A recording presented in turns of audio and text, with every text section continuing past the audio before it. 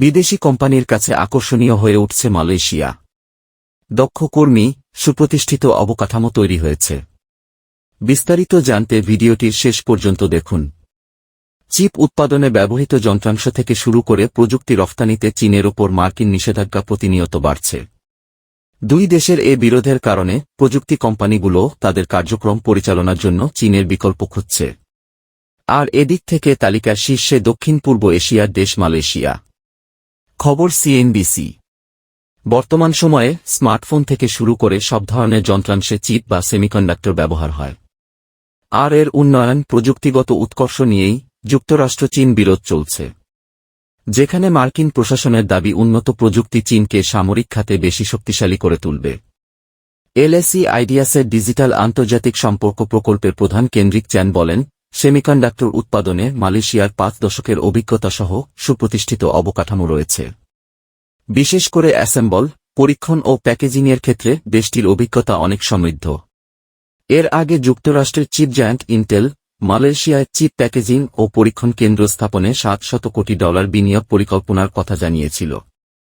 চলতি বছর থেকে সেখানে উৎপাদন শুরুর কথাও বলা হয়েছিল। সিএনবিসিকে দেয়া এক সাক্ষাৎকারে ইন্টেল মালয়েশিয়ার ব্যবস্থাপনা পরিচালক আইক কিয়ান চং বলেন, মালয়েশিয়ায় বিনিয়োগের ক্ষেত্রে দক্ষ কর্মী, সুপ্রতিষ্ঠিত অবকাঠামো এবং শক্তিশালী সরবরাহ চেয়ে সিদ্ধান্ত নিতে সহায়তা করেছে। ১৯৭২ সালে মালয়েশিয়ার পেনাংয়ে প্রথম উৎপাদন কেন্দ্র স্থাপন করে ইন্টেল। এটি স্থাপনে $১৬ লাখ বিনিয়োগ করা হয়েছিল। কোম্পানিটি মালয়েশিয়ায় একটি সম্পূর্ণ পরীক্ষণ সুবিধার পাশাপাশি একটি উন্নয়ন ও নকশা কেন্দ্র স্থাপনের উদ্যোগ নিয়েছিল। অন্যদিকে ২০২৩ সালের সেপ্টেম্বরে পেনাংয়ে নতুন একটি হাব চালু করেছে গ্লোবাল ফাউন্ড্রিজ। বৈশ্বিক পর্যায়ের উৎপাদন স্বাভাবিক রাখতে এ উদ্যোগ নেয় মার্কিন এ প্রতিষ্ঠান। মালয়েশিয়া ছাড়াও সিঙ্গাপুর, যুক্তরাষ্ট্র ও ইউরোপে কোম্পানিটির উৎপাদন কেন্দ্র রয়েছে।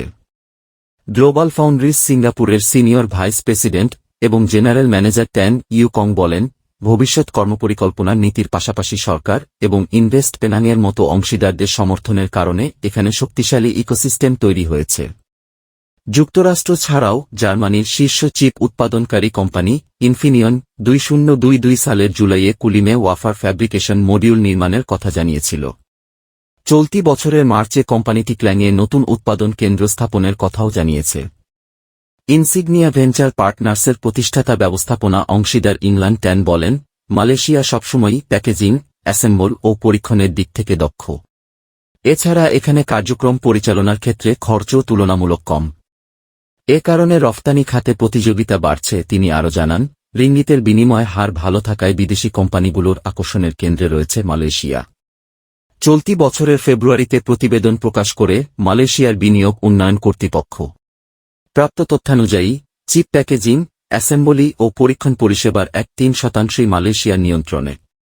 বৈশ্বিক পর্যায়ে চিপের চাহিদা নিম্নমুখী থাকলে ২০২৩ সালে মালয়েশিয়া থেকে সেমিকন্ডাক্টর ডিভাইস ও ইন্টিগ্রেটেড সার্কিটের রফতানি ৩% বেড়ে $৮,১৪০ কোটি ছাড়িয়ে গেছে।